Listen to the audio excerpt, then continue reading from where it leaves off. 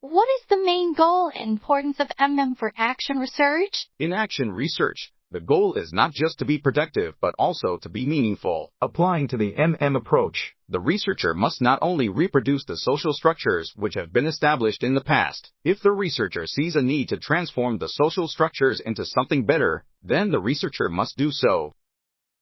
How can we benefit from this topic and be effective action researchers? In this topic, we realize the 3 R's in social structures, which are roles, relationships, and resources. As action researchers, we must understand that these social structures have causal mechanisms that constrain and enable agents, whose interactions produce intended and unintended consequences, leading to the structural elaboration and the reproduction or transformation of prior social structures. Wow, sounds good.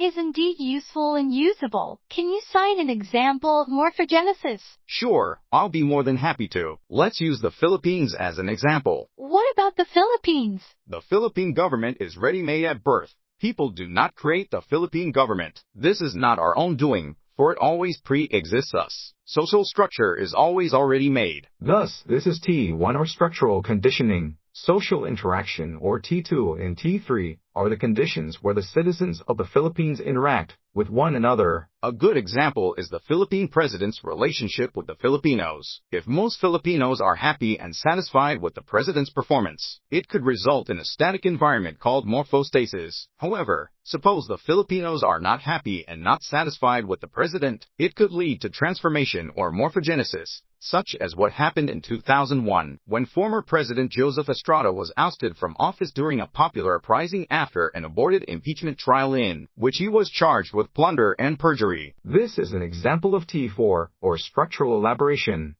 It seems that Archer's morphogenesis is highly complementary to the ideas about realism.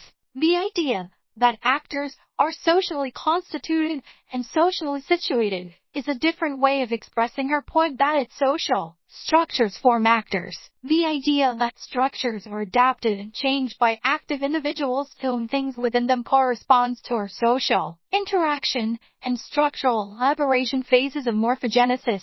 The methodological insight that seems to come along with morphogenesis, the idea that it is valuable to move both upwards towards more comprehensive social structures and downwards towards a more refined understanding of action and interaction, is undoubtedly a part of the view associated with realism.